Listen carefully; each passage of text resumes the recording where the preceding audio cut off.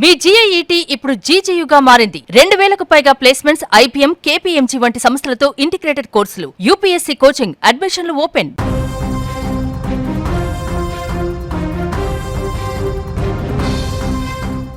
ఐదు రోజులవుతుంది, ఇంకా ఆ 2 ఏళ్ల చిన్నారి జ్ఞానేశ్వరి ఆచూకీ లభించట్లేదు. ఒక పెద్ద మిస్టరీగా మారింది. అసలు ఆ పాప ఎక్కడికి వెళ్ళింది? 2 సంవత్సరాల పాప బుడిబుడి అడుగులు వేస్తూ ఆ తోటలో పరిగెత్తుకుంటూ వెళ్ళినటువంటి ఆ చిన్న పాప శనివారం రోజు మిస్ అయిపోయింది. ఇప్పటికీ స్టిల్ 5 రోజులు కావస్తున్న ఎలాంటి ఆచూకీ కూడా. అదేదో దట్టమైన నల్లమల్ల ఫారెస్ట్ కాదు, లేకుంటే భారీ క్రౌడు తప్పిపోయినటువంటి ప్రాంతం కూడా కాదు. ఒక తోట, సుమారు 400-500 ఎకరాలు లేకుంటే అంతకు మించినటువంటి ఎంటీ ప్లేస్తో కూడుకున్నటువంటి చెట్లతో ఉన్నటువంటి ఒక ప్రాంతం. ఫారెస్ట్, డీప్ ఫారెస్ట్ కాకపోయినా కొంత ఫారెస్ట్ లాగా ఉండేటువంటి వాతావరణం. అక్కడ సీసీ కెమెరాల పర్యవేక్షణ కూడా ఉంది. సీసీ కెమెరాలో కూడా రికార్డ్ అయ్యే మనం చూస్తున్నాం. అక్కడ చివరిసారిగా కనిపించిన పాప దృశ్యాలు.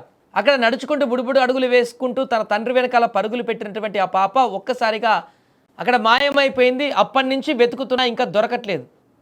ఒక చిన్న పాప, చిన్న అడుగులు, బుడిబుడి అడుగులు వేసుకుంటూ వెళ్ళేటువంటి పాప ఎంత దూరం పోగలదు ఒకవేళ పరిగెత్తినా కూడా? ఎటు చూసినా కూడా ఆ కొండ పక్కన కొండ ఉంది. ఆ కొండ కూడా మొత్తం ఫెన్సింగ్ ఉందంట. ఆ ఫెన్సింగ్ దాటేటువంటి అవకాశం కూడా లేదు. ఉంటే ఆ తోటలోనే ఉండాలి. ఈ 200-300 ఎకరాల్లో ఉన్నటువంటి తోటలోనే ఉండాలి, లేదా ఎవరైనా కిడ్నాప్ చేసైనా ఉండాలి.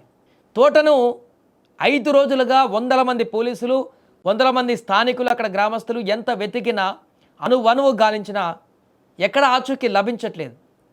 అంటే తోటలో ఆ చిన్నారి లేదనే విషయం స్పష్టంగా కనిపిస్తుంది.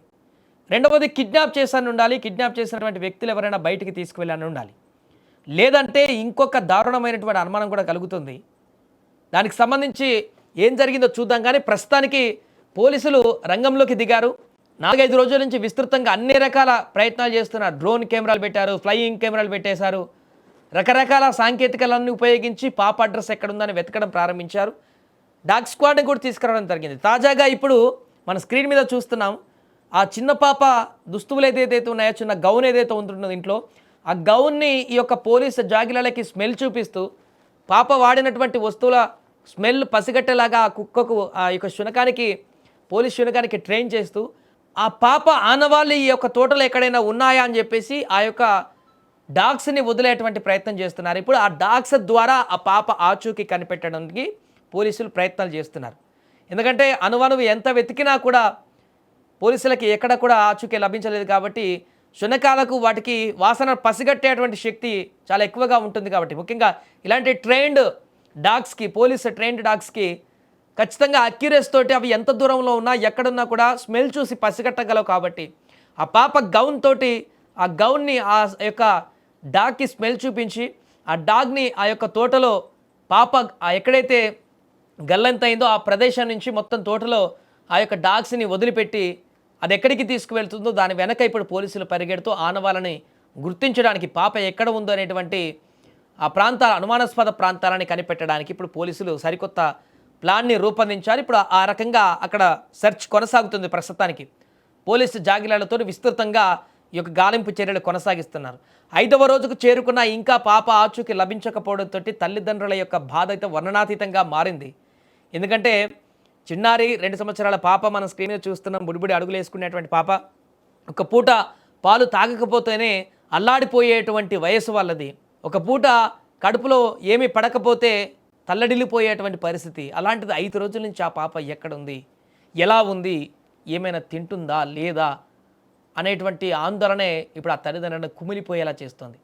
ప్రస్తుతం ఇప్పుడు పోలీస్ జాగిలాలు కూడా ఎంట్రీ ఇచ్చాయి. కాబట్టి మరి జాగిలాలు ఈరోజు 5వ రోజుకు చేరుకుంది. ఈ రోజన్నా ఆ పాప ఆచూకీని ఏమైనా కనిపెడతాయా, లేకుంటే పాప ఎక్కడుందనేటువంటి విషయాన్ని పోలీసుల దర్యాప్తులో, అంటే డాగ్స్ సహాయంతో ఏమన్నా ఆచూకీ లభిస్తుందా అనేది చూడాల్సి ఉంది. ప్రస్తుతానికైతే అక్కడ విస్తృతమైనటువంటి తనిఖీ 5వ రోజు ఉదయం, నిన్న రాత్రి కూడా అక్కడ సోదాలు కొనసాగించారు. ఇంకా తోట మొత్తంలో కూడా విస్తృతంగా ఎక్కడ ఆ పక్కన ఒక కొండ ఉంది, ఆ కొండపైన కూడా గాలింపు చర్యలు చేపట్టడం ప్రారంభించారు. 5వ రోజు ఉదయం నుంచి కూడా మరలా అక్కడ ఇంకా ఆ యొక్క గాలింపు చర్యలు కొనసాగిస్తూనే ఉన్నారు. ఒక పెద్ద మిస్టరీగా మారినటువంటి సందర్భం ఇది. 5 రోజులు అవుతున్న ఆ పసిపాప అడ్రస్ తెలియకపోవడం దారుణమైనటువంటి పరిస్థితికి అద్దం పడుతుంది అక్కడ. సో 5వ రోజు మరి అక్కడ కొనసాగుతున్నాయి కాబట్టి తనిఖీలు ఇప్పుడు ప్రత్యేకమైనటువంటి డాగ్స్ కూడా రంగంలోకి దించారు కాబట్టి పాప వస్తువులతోటి స్మెల్ చూయించి మరి రంగంలోకి దింపుతున్నారు కాబట్టి ఈ రోజైనా ఆ పాప ఆచూకీ లభిస్తుందో అనేటువంటి ఆశ ఒక అందరికీ పాజిటివ్ ఆశ అయితే కనపడుతుంది. మరి పాప ఆచూకీ లభిస్తుందా లేదా అనేది వేచి చూద్దాం. ఖచ్చితంగా ఎక్కడున్నా కూడా పాప సేఫ్గా తల్లిదండ్రుల దగ్గరికి రావాలని కూడా కోరుకుందాం.